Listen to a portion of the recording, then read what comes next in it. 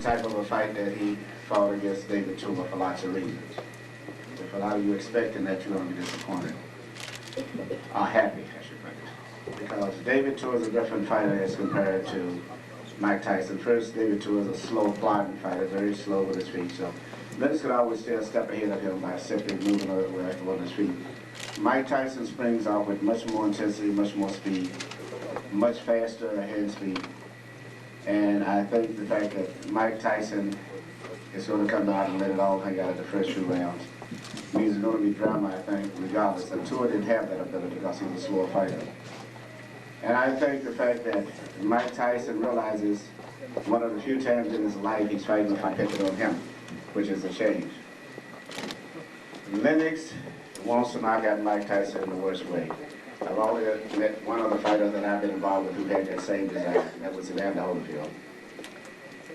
And when the incident happened in New York, even though Mike got the bad end of the publicity and stuff, but still, Lennox is the one that hit Mike as soon as Mike got close to him, and actually hit him again when he went down. So he attacked Mike actually physically. Mike was very upset about that, and we had to control Lennox because Lennox said he just couldn't help himself. And as soon as Mike gets closer, he wants to hit Mike. So we have a situation that I think with the emotions, which is what make great events, not talent. You bring emotions and drama, you get to Hagler, Hearns, Hagler, Leonard. I've been involved in enough of them to know that this is what makes great fights. And I think the emotions are going to explode in this fight. I believe that the fight could possibly end up going to limit, even though I don't expect it to. And we are preparing Lennox for that. Yesterday, I think we hit him to 8 rounds and just bruised, slugged him toe-to-toe to get him conditioned that if it does end up being another Muhammad Ali, Joe Frazier fight, like the third fight, that he's going to have to maybe win this fight by just outjudging Mike Tyson. Possible. It could very well happen because styles make fights, and this fight could be one that Lennox may have a problem with hitting Mike too, because Mike does have good head movement.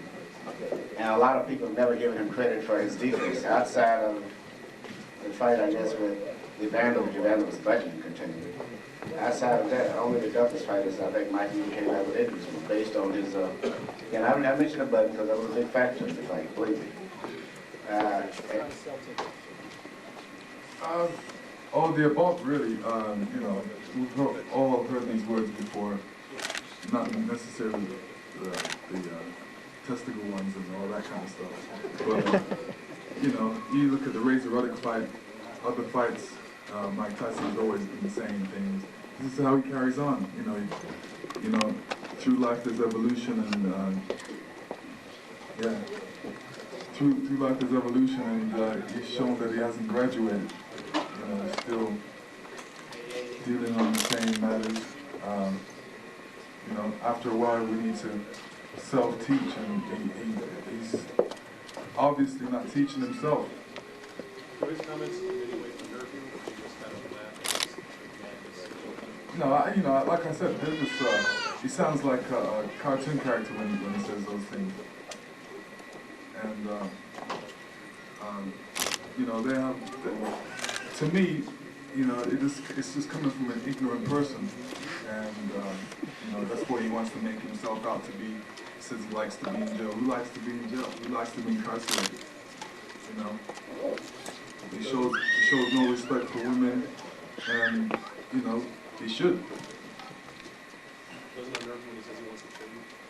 It sounds quite serious. Well, Mike Tyson says a lot of stuff, and, you know, none of them really ever come true. Emmanuel's talked about having to actually keep you away from him because of your emotions and your where do your emotions come from whenever you're around? What do you get when you're close? Well, he's the kind of man that will insult you straight away, and I'm an action man. I just go straight for you. So I'm not into no talking. You know, he's into talking, saying what he's going to do, what he wants to do. You know, I let I do my talking in the ring. How big are those considerations in fighting? Let's deal with the fight first. You say that he likes to talk, and obviously he does. Do you think he's talking for your benefit or for his own? You know, seriously, I think he's talking for his own benefit.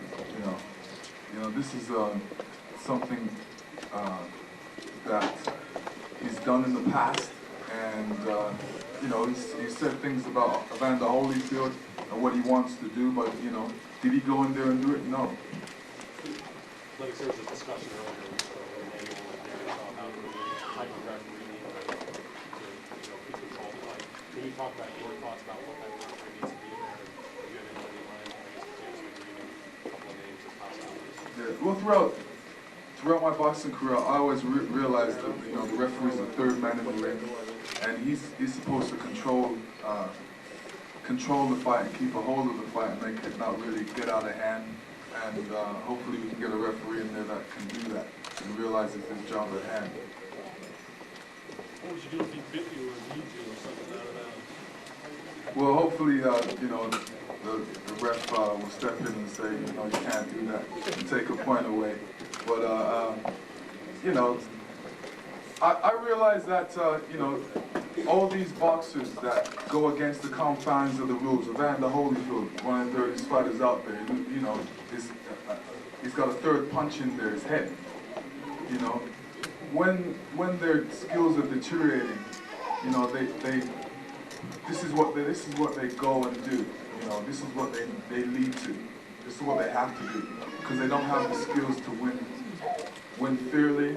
They're not honorable when it comes to that.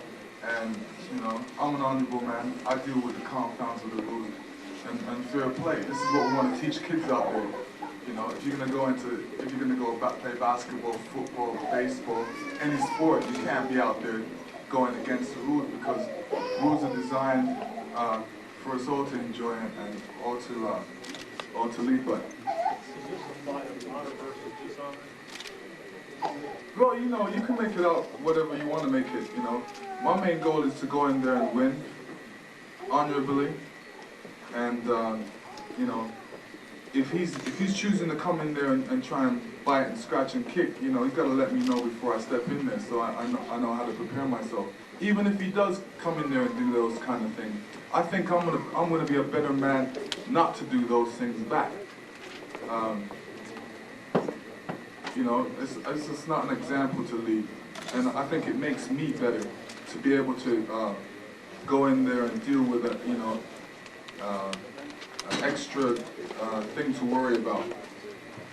He's sort of giving you a warning what he's capable of doing. He did it you at a press conference, not even in a fight. But, I mean, he's sort of giving you an indication that he's willing, capable of going outside the bounds of the rules at any given moment. If he does that, and if the referee doesn't take a point, doesn't warn him, are you prepared to take matters, to be a policeman in the ring and take matters in your own hands? Oh, absolutely, definitely. That won't happen. No, it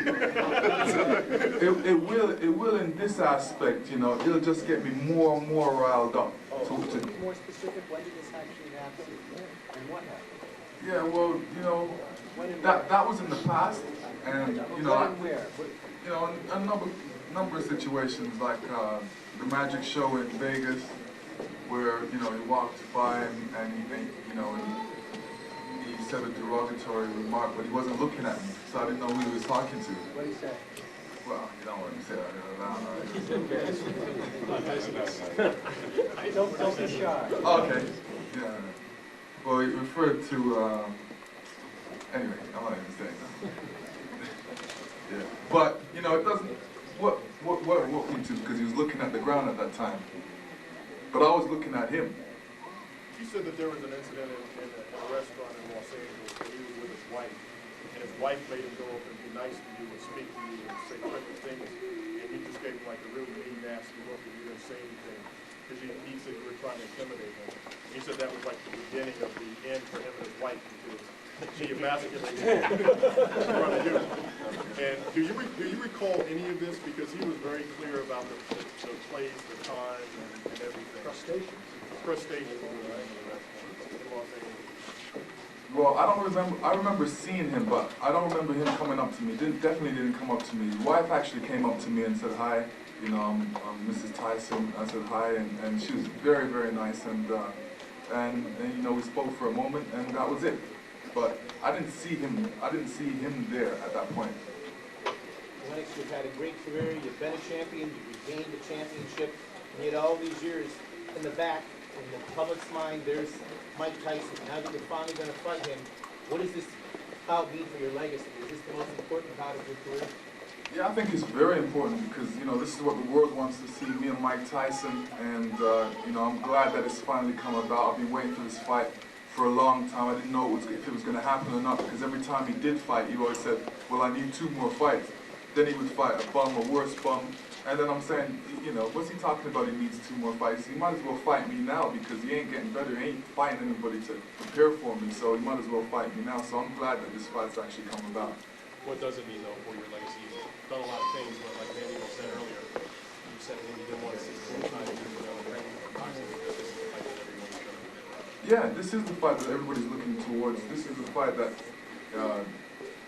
that's very, very important for historians, for definitely my legacy, and definitely getting rid of the last misfit in boxing. He's a great person, so I don't know, you know, he wants to definitely make a mark in this fight. He has basically no other place to turn, you know. I don't, in one sense, I don't even think he wants to fight with the amount of things that he's been saying and carrying on with.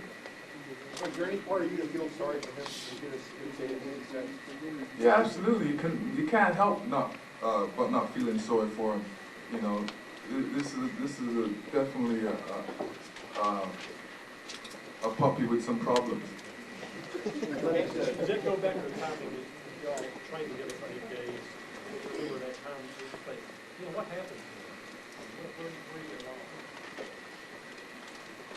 I don't really concern myself too much with it, you know. I got other things to worry about. Do you think he's unhinged, or do you think it's deliberate, the whole shtick? Yeah, I think it's deliberate. I think he's just playing. I think he's just, you know, trying to make himself out to be this great man. Like I said, you know, in the press conference, he felt he can just walk up to me just like that with no repercussions. But, you know, I'm showing him there's repercussions. You can't do anything you want. You can't do anything, especially to me.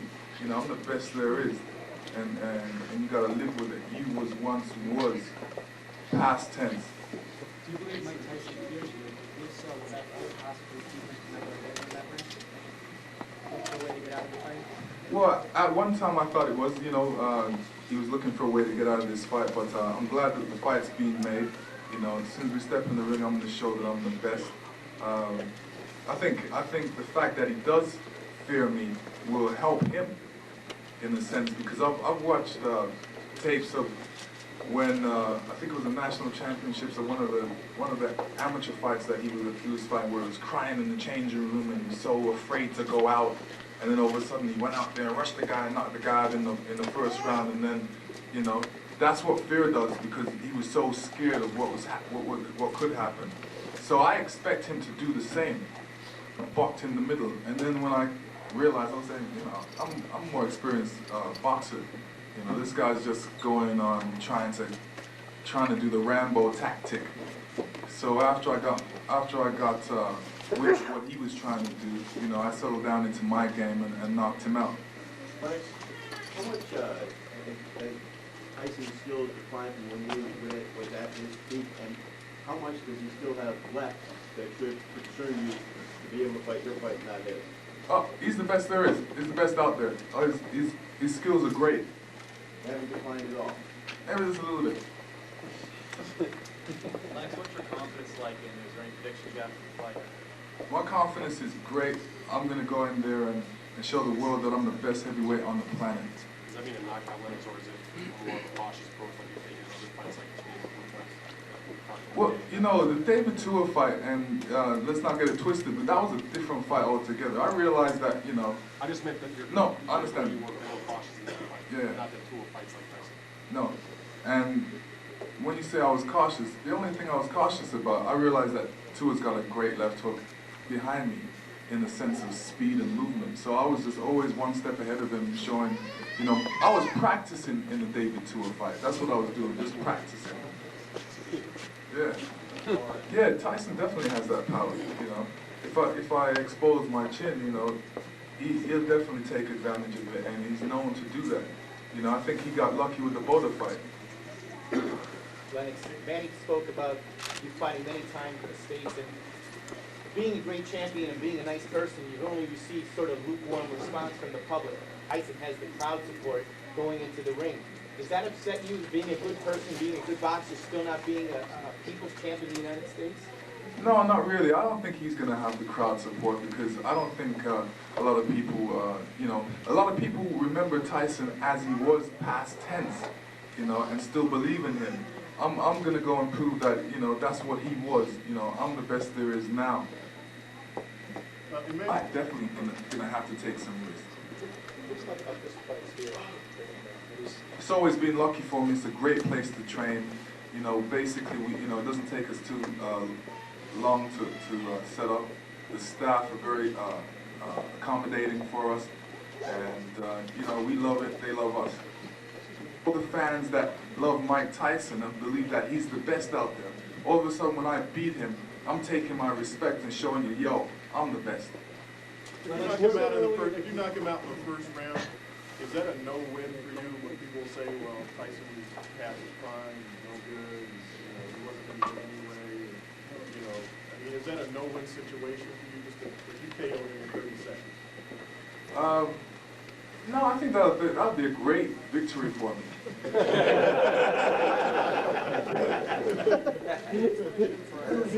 Last week we talked about a trilogy of these good fights. Do you think you can finish him forever, or do you think this will be the last to see of Mike Tyson? It depends how well he can take this loss. Lennox, you said earlier you thought a lot of the things Tyson said were calculated, you know, whatever reason you are, but some of the things you said, like, go beyond calculation, or anything that is normal mind would come up with. Do you have a different feeling, I'm serious, do you have a different feeling going into this fight, and that you know that it's not going to be a conventional boxing match, and that you might try something really bizarre, and do you ever allow your mind to think of, like, what could you try that's outside of this? Well, you know, everybody knows that Mike Tyson is a dirty fighter in the sense that, you know, he's always trying to break your arm in there. He's headbutting you. Definitely bites you. So, you know, I'm going to insist that he has a big lunch and big dinner before he steps in the ring. And, but I don't know what else you can do, because I think biting is very bad. I think that's one of the worst things you can do. You know, I'm going to have my hair pinned up so I can't pull my hair.